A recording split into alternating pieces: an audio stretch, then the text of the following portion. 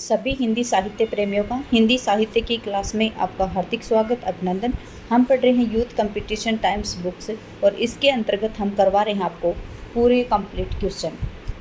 इसके अंतर्गत लगभग 13,000 क्वेश्चन हैं।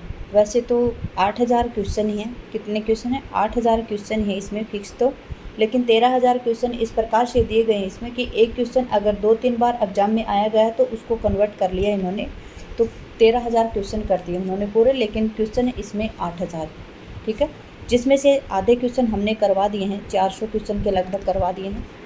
900 पेज हैं इसमें, 517 के पेज पर पहुंच गए हैं आज हम, 516 के पेज पे, ठीक है। आपके 400 पेज ही रहे हैं, ज़्यादा नहीं रहे हैं, 400 से भी कम हो गए हैं। देखिए 383 पेज ही रहे हैं इसमें से, 517 पेज हमने करवा दिए आपको, ठीक है। इसमें से देखिए जो हिंदी के अंतर्गत है, जो आदिकाल, रीतिकाल, भक्तिकाल, आधुनिक काल, उससे संबंधित जितने भी महत्वपूर्ण क्वेश्चन दिए गए थे व्याख्या सहित पूरे डिटेल्स के साथ में समझाए गए हैं। अगर आपने आदिकाल से संबंधित वो कंप्लीट वीडियो देख लिए हैं तो आदिकाल से संबंधित आपको अन्य जगह पे जाने की ज़रूरत नहीं है। एक क्लास देखिए, कहीं से भी देखिए, किसी भी चैनल के माध्यम से देखिए, एक क्लास देखिए और उसको बार बार देखिए। ये नहीं कि बार बार अलग अलग चैनलों पर जाकर आपको अलग अलग भटकना नहीं पड़े। एक ही क्लास को आप एक ही चैनल की एक क्लास को आप 2 या 3 बार देखिए, न कि अलग अलग क्लासों को देखने के बजाय, ठीक है। आपको याद भी होगा और आप अपने ऊपर ये करके भी देख सकते हैं। तो देखिए अब हम कर रहे हैं गद्य साहित्य से संबंधित महत्वपूर्ण प्रश्न उत्तर। और गद्य साहित्य में आपका जो आधुनिक काल के अंतर्गत जो आता है, आपका जो उपन्यास है, कहानी है, नाटक है, निबंध है, ये सभी गद्य साहित्य के अंतर्गत आते हैं। तो जो नाटक है उससे संबंधित हमने 15 क्लासें ली हैं और जो उपन्यास है उससे संबंधित हमने 20 क्लासें ली हैं। और जो आज की जो हमारी कहानी क्लास है, इसका आज की क्लास ये 13वीं क्लास है, ठीक है। 2 क्लासें और होंगी, उसके बाद में 15 क्लासें बनेंगी इससे संबंधित, कहानी से संबंधित, और आपकी कहानियाँ भी कंप्लीट याद भी हो चुकी होंगी आपको, और मेरा भी काम फिनिश हो गया होगा क्योंकि मैं कहानियों से संबंधित महत्वपूर्ण क्वेश्चन आंसर आपको करवा चुकी हूँ।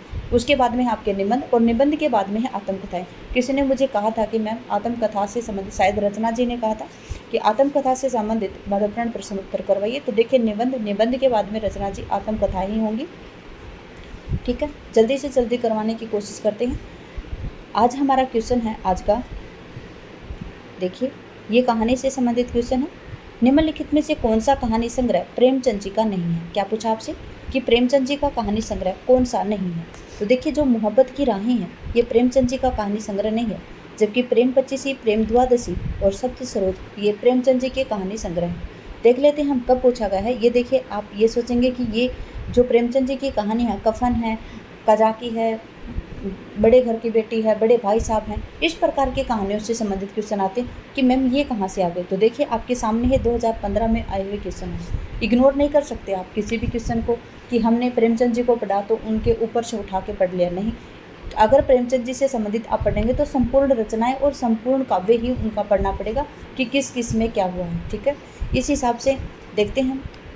इस क्लास के बाद में मैं आपको प्रेमचंद जी के पक्के करवाती हूँ, अभी डालती हूँ इसके बाद में, ठीक है। देखिए प्रेमचंद जी के ये हैं प्रेम पचीसी, प्रेम द्वादशी और सप्त सरोज, ठीक है। तो मोहब्बत की राहें 1945, फरिश्ता 1946। ये देखिए जो मोहब्बत की राहें ये किसका है? तो मोहब्बत की राहें भैरव प्रसाद गुप्त जी का कहानी संग्रह, ठीक है। किसका है मोहब्बत की राहें? तो आंसर आपका मोहब्बत की राहें होगा। और इसके बाद में जो आपका भैरव प्रसाद गुप्त जी की कहानी संग्रह है कौन सा? मोहब्बत की राहें। देख लेते हैं इसके बाद में भैरव प्रसाद गुप्त जी की अन्य कहानी संग्रह कौन से है। तो मोहब्बत की राहें 1945, फरिश्ता है 1946, बिगड़े हुए दिमाग 1948, इंसान 1950, सितार के तार 1951, बलिदान की कहानियाँ 1951, मंजिल 1951, महफिल 1958, मंगली की टिकवा 1982, आप क्या कर रहे हैं 1983 इत्यादि भैरव प्रसाद गुप्त जी के कहानी संग्रह, ठीक है। याद रखेंगे भैरव प्रसाद गुप्त जी के कहानी संग्रह, नोट कर लेंगे आप एक एक कवि के। एक बार पढ़ने से बिल्कुल भी याद नहीं होने वाला है, अब बार बार पढ़ेंगे तभी याद होगा। देखिए इनके कहानी संग्रह कौन कौन से? प्रेमचंद जी के सप्त सरोज इनका कहानी संग्रह सन 1917 का, नवनिधि 1917, प्रेम पूर्णिमा 1918, प्रेम पचीसी 1923, प्रेम प्रसून 1924, प्रेम द्वादशी 1926, प्रेम प्रतिमा 1926, प्रेम प्रतिज्ञा 1939, प्रेम चतुर्थी 1929, प्रेम कुंज 1930 और शब्द सुमन 1930, कफन इनका 1936। कफन इनका कहानी संग्रह भी है और कफन इनकी कहानी भी है। कहानी संग्रह के बाद में दी गई हैं प्रेमचंद जी की कहानियाँ। नमक का दरोगा सन 1913 है, कहीं कहीं पे आपको 1914 भी मिलेगा। बूढ़ी काकी है 1920 और सवा सिर गेहूँ है 1924। शतरंज का खिलाड़ी भी इनका 1924 की कहानी है। अलगोजा 1929, पूष की रात 1930, सदगति 1930 इनकी कहानी है। सदगति वो कब की है? सन 1930 की है। उसके बाद में है दो बैलों की कथा सन 1931, ठाकुर का कुआं 1932, ईदगाह है इनकी आपकी यूजीसी नेट जियारत में लगी हुई है, ये है सन 1933। इनकी एक और कहानी है सबसे अनमोल रतन, ठीक है, दुनिया का सबसे अनमोल रतन, जो 1907 की कहानी है इनकी, वो भी आपकी यूजीसी नेट जियारत में लगी हुई कहानी है। उसके बाद में कफन, जो सन 1936 की इनकी कहानी है और अंतिम कहानी है ये कफन। जो प्रेमचंद जी की अंतिम कहानी कौन सी है? कफन। अगर पूछा जाए प्रेमचंद जी का अंतिम पूर्ण उपन्यास तो है गोदान। अगर आपसे पूछा जाए अंतिम अपूर्ण उपन्यास कौन सा है तो मंगलसूत्र है। मंगलसूत्र सन 1948 में उनके पुत्र अमृत राय ने उसको पूरा किया था और 1948 में प्रकाशित करवाया था, ठीक है। उसके बाद में है निम्नलिखित में से कौन सा कहानी संग्रह फणीश्वर नाथ रेणु जी का नहीं है? आपसे पूछा जा रहा है कि फणीश्वर नाथ रेणु जी का कहानी संग्रह कौन सा नहीं है? आदिम रात्रि की महक, अग्निखोर, देखिए इनकी जो सदगति है ये सन 1930, मैं ऐड कर लेती हूँ उसको, 1930 की है, ठीक है। देखिए निम्नलिखित में से कौन सा कहानी संग्रह फणीश्वर नाथ रेणु जी का नहीं है? देखिए जो गरीबी हटाओ है ये फणीश्वर नाथ रेणु जी का कहानी संग्रह नहीं है। कौन सा नहीं है? फणीश्वर नाथ रेणु जी का गरीबी हटाओ। देखिए कौन सा नहीं? गरीबी हटाओ। जबकि आदिम रात्रि की महक, अग्निखोर, अच्छे आदमी, ये सभी फणीश्वर नाथ रेणु जी के कहानी संग्रह। देखिए हम देख लेते हैं यहाँ पे व्याख्या।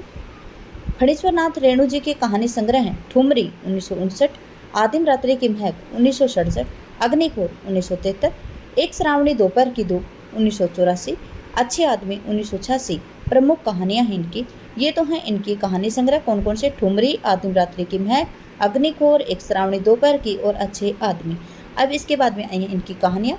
तीसरी कसम उर्फ मारे गए गुलफाम, ये सन 1956 की कहानी है और सन 1966 में इसके ऊपर फिल्म बनी थी। फिर लाल पान की बेगम, ये सन 1957, और ये दोनों ही कहानियाँ बहुत ही अच्छी भी हैं, सुंदर भी हैं, महत्वपूर्ण भी हैं और आपके यूजीसी नेट में लगी हुई हैं। तीसरी कसम उर्फ मारे गए गुलफाम और लाल पान की बेगम। याद रखेंगे रसपीरिया, ठेस, तीन बिंदिया इनके आंचलिक कथाकार हैं। कौन? फणीश्वर नाथ रेणु, उनकी ख्याति प्राप्त कहानियाँ हैं, ठीक है।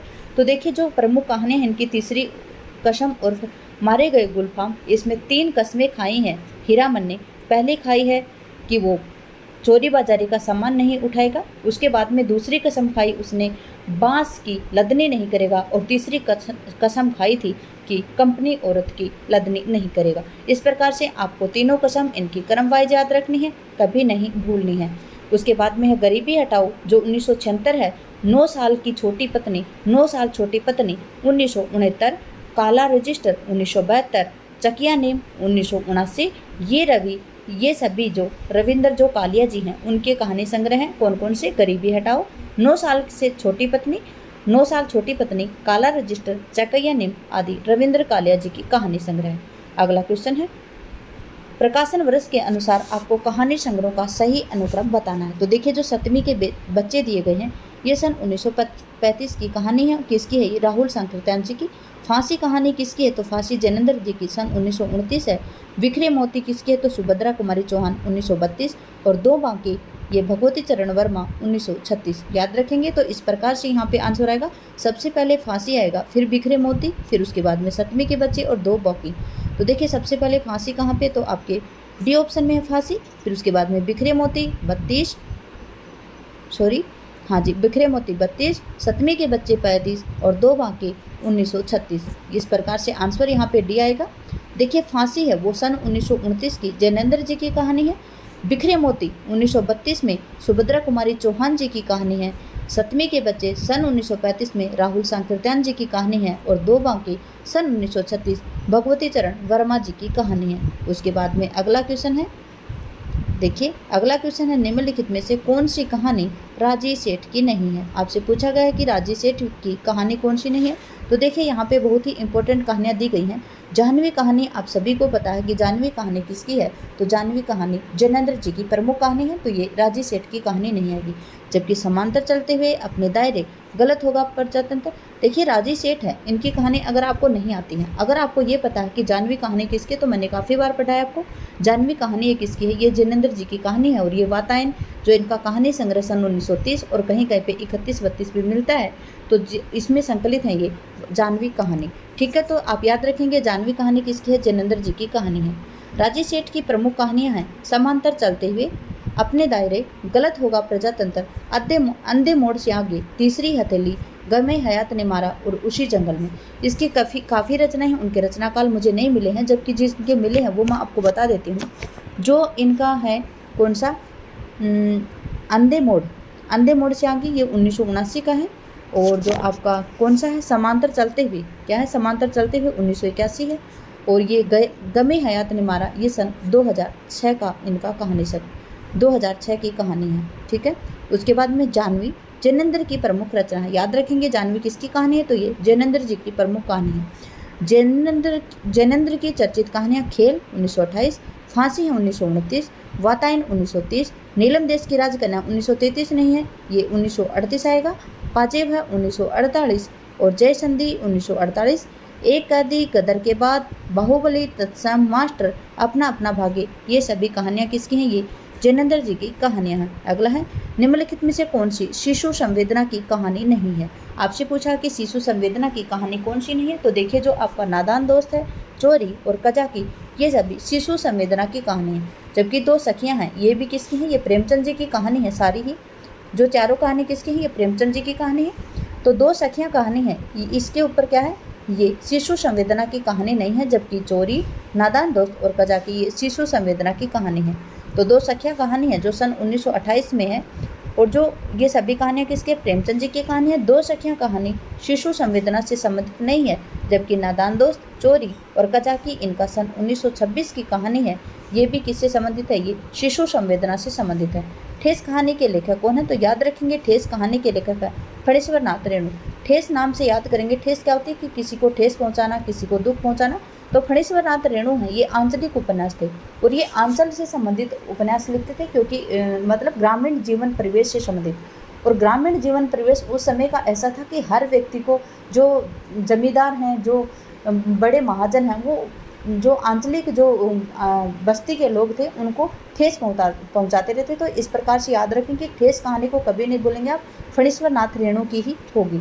ठीक है, ठेस कहानी किसकी है, तो ठेस कहानी फणीश्वर नाथ रेणु जी की। जबकि कवि प्रिया सच्चिदानंद हीरानंद वात्स्यायन अज्ञे जी की कहानी है।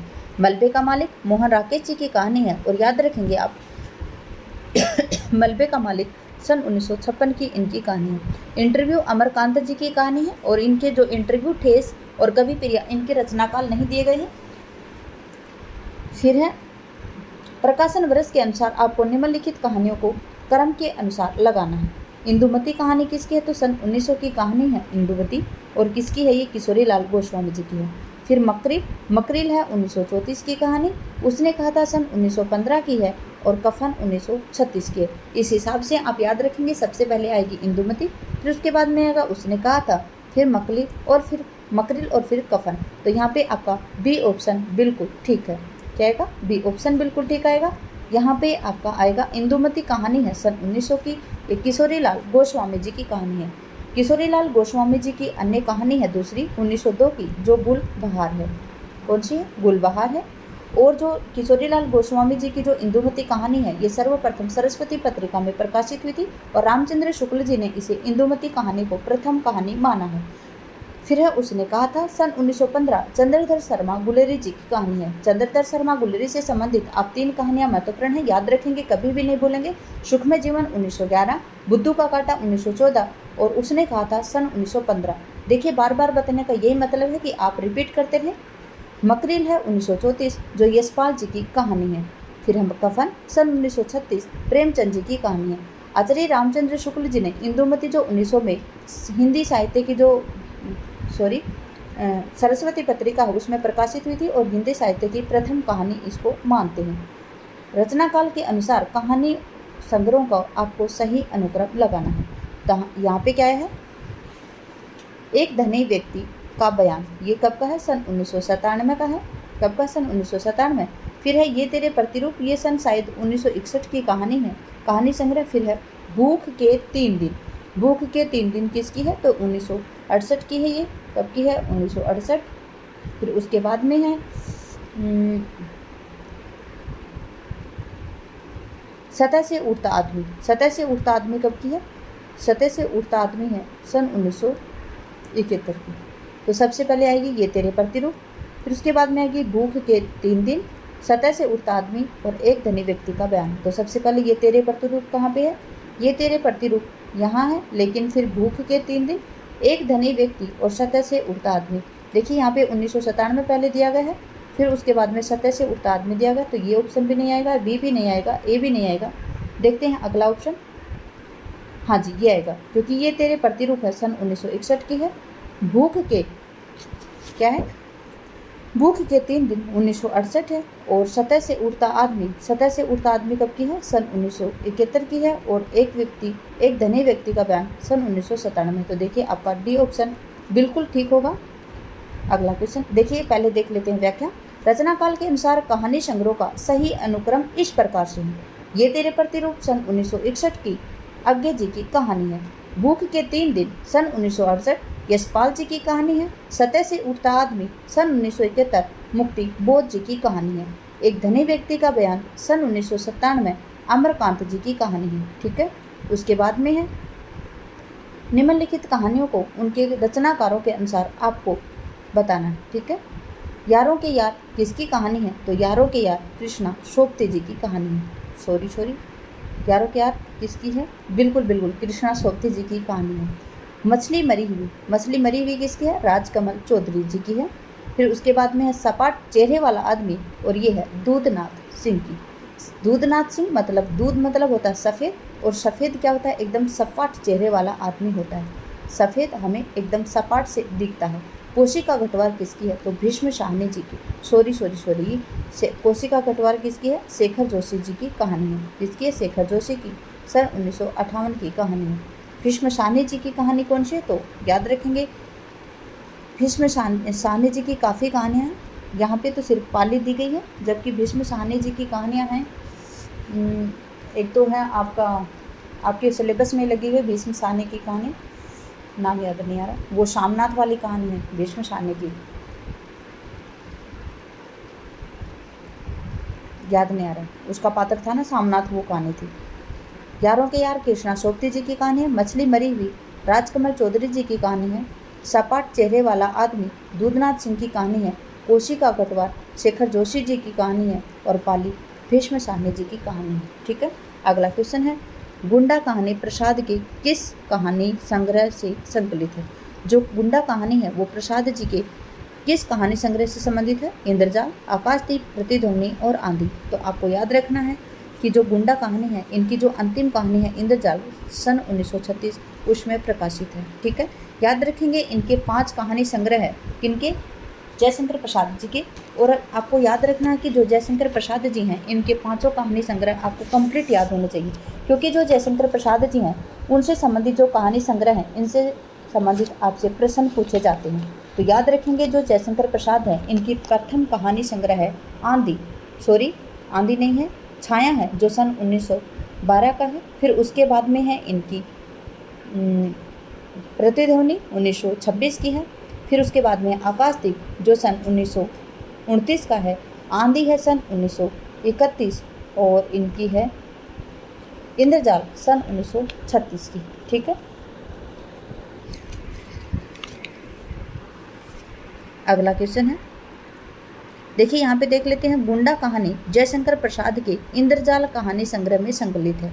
प्रसाद जी की अन्य कहानी संग्रह छाया जो सन 1912 की है, प्रतिध्वनि सन 1926 की है, आकाशदीप सन 1929 का है, आंधी सन 1931 है और जो इंद्रजाल है ये सन 1936 है। याद रखेंगे जो सन 1911 में प्रसाद जी की पहली कहानी ग्राम जो इंदु नामक पत्रिका में प्रकाशित हुई थी। इसी प्रकार से इनकी अंतिम रचना याद रखेंगे, जो जयशंकर प्रसाद जी हैं इनकी अंतिम रचना है शाल्वती, जो इंद्रजाल 1936 है उसमें प्रकाशित हुई थी। ठीक है, इस प्रकार से आप इनकी रचनाओं को याद रखेंगे। फिर है सतह से उड़ता आदमी किस विधा की रचना है। आप सभी को पता है हम कहानी से संबंधित महत्वपूर्ण प्रश्न उत्तर कर रहे हैं, तो इसमें आएगा सतह से उड़ता आदमी, ये किसका है?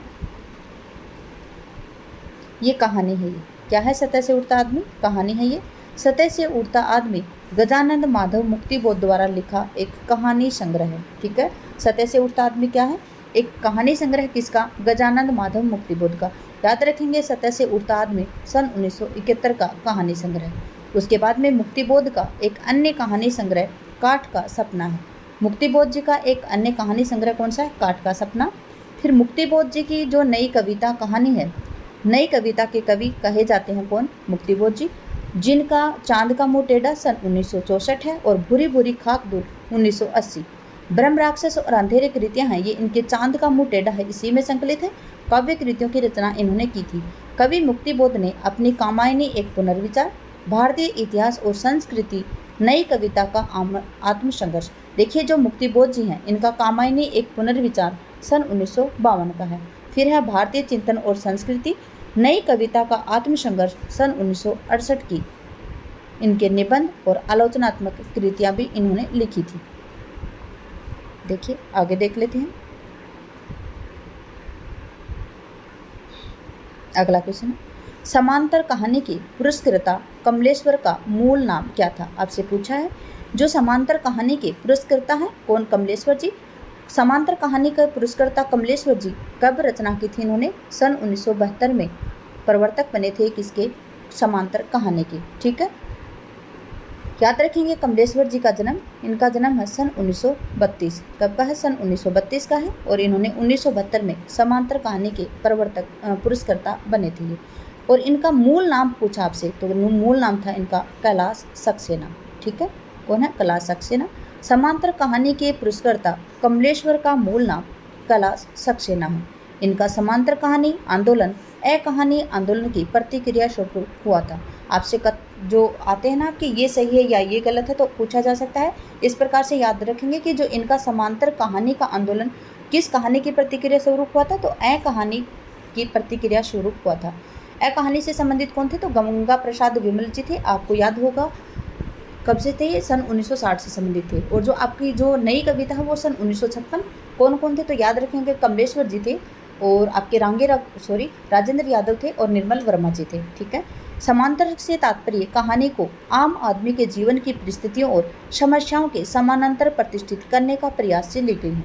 कमलेश्वर द्वारा रचित कहानी है राजा निर्वंशिया। याद रखेंगे राजा निर्वंशिया सन 1957 की इनकी कहानी है।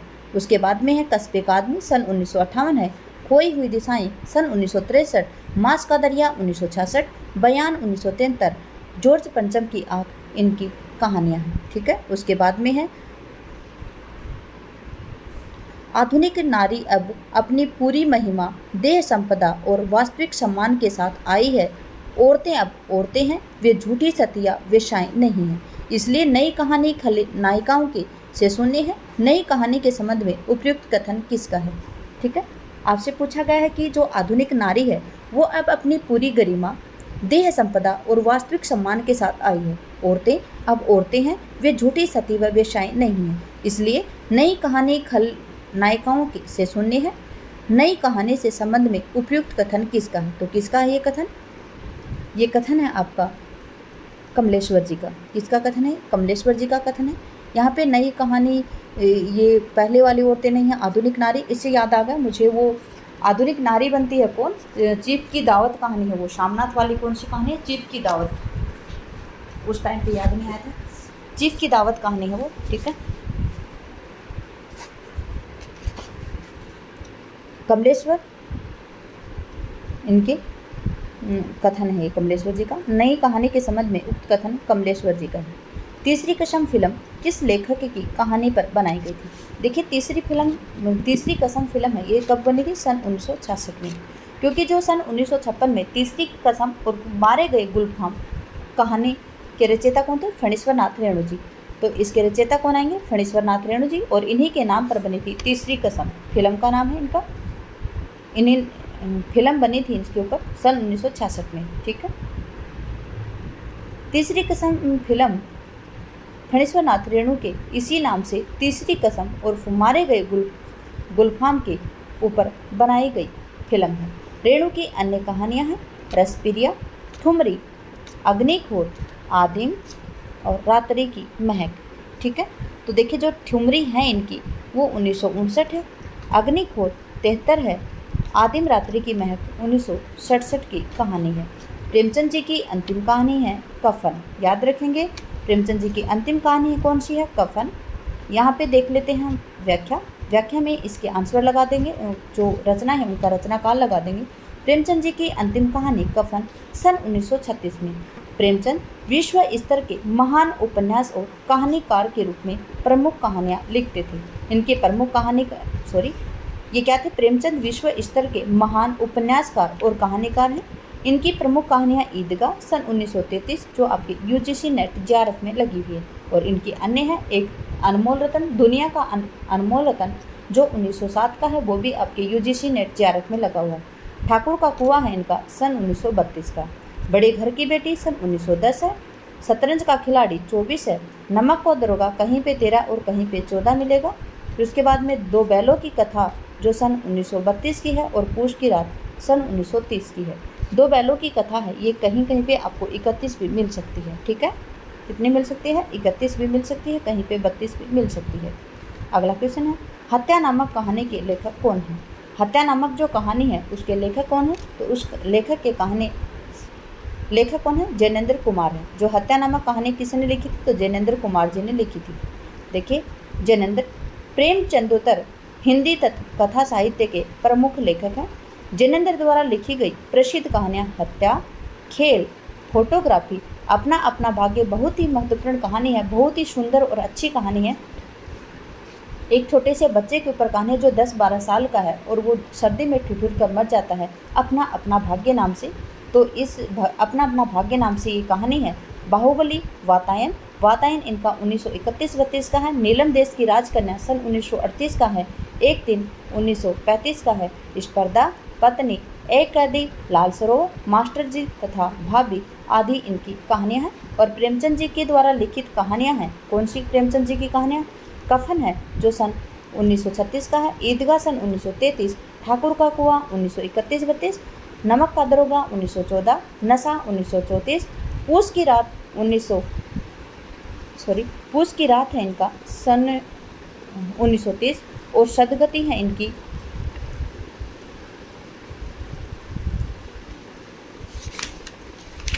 1930 की। सदगति कहानी कब की है? 1930 की। और बूढ़ी काकी 1920। प्रयोगवादी कवि अज्ञे के द्वारा लिखी कहानियाँ त्रिपथका। देखिए त्रिपथका कहानी इनकी कब की है? और जो रोज और गैंग्रीन नाम से जानी जाती है, ये सन 1934 की कहानी है। फिर हरसिंगार, रेल की सीटी, कवि प्रिया, मेजर चौधरी, रमते तत्र देवता इनकी 47 की है। नारंगिया, मनसो, पठार का धीरज 1950, और पुरुष का भाग्य ये किसकी कहानियाँ हैं? ये अज्ञे जी की कहानियाँ हैं। अगला क्वेश्चन है प्रेमचंद उर्दू के किस नाम से जाने जाते थे? प्रेमचंद है वो उर्दू में किस नाम से जाने जाते थे? तो नवाब राय के नाम से जाने जाते थे। प्रेमचंद है वो उर्दू में किस नाम से? तो नवाब राय के नाम से जाने जाते थे। हिंदी साहित्य में कथा सम्राट कहे जाने वाले तथा उपन्यास विधा के प्रवर्तक मुंशी प्रेमचंद प्रारंभ में उर्दू में नवाब राय नाम के लेखन करते थे। किस नाम से करते थे? नवाब राय से।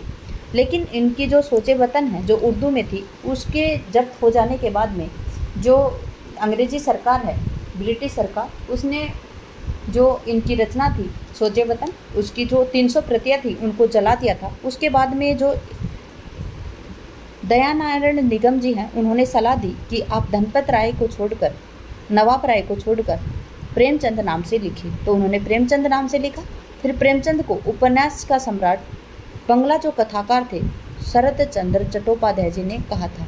कथ्य याद रखेंगे, जो दया नारायण निगम जी हैं उन्होंने प्रेमचंद नाम दिया था और उपन्यास सम्राट नाम किसने दिया था, तो शरत चंद्र चट्टोपाध्याय ने दिया था।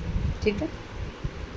कफन कहानी में घीसू और माधव कफन के पैसे क्या करते हैं, कफन के पैसे दिए थे जो लोगों ने उनको, उसका वो क्या करते हैं, पूड़ियाँ खरीद कर खाते हैं, बिल्कुल ठीक है, और बोतल भर शराब पीते हैं, ये भी ठीक है। इनमें से कोई नहीं और उपयुक्त दोनों। तो देखिए जो उपयुक्त दोनों कथन है वो ही बिल्कुल ठीक है, वो उपयुक्त दोनों काम करते हैं, पुड़िया भी खरीद कर खाते हैं और बोतल भर भी शराब पीते हैं। इस कहानी के प्रमुख पात्र हैं घीसू, माधव और बुधिया, जो पीड़ा से तरा कर मर जाती है और उसी के कफन की बात की गई है। अगर आपसे पूछा जाए कि घीसू, माधव, बुधिया इनमें से किसके कफन की बात कही गई है, तो बुधिया का कफन तैयार किया जा रहा है। ठीक है। कफन प्रेमचंद द्वारा लिखी गई अंतिम कहानी है, जिसमें माधव और घीसू नामक पात्र कफन के पैसे की पूड़ियाँ खरीद कर खाते हैं और बोतल भर शराब पीते हैं। ठीक है। अगला क्वेश्चन है, निम्नलिखित में से मनोविश्लेषणवादी प्रधान कथाकार कौन है। तो देखिए जो सुदर्शन जी हैं वो मनोविश्लेषण प्रधान कथाकार कवि हैं। ठीक है। कौन है, सुदर्शन प्रसाद युगिन कहानीकार हैं। हार की जीत इनकी पहली कहानी है जो सन 1920 में सरस्वती में छपी थी। सुदर्शन जी की प्रसिद्ध कहानियां हैं दो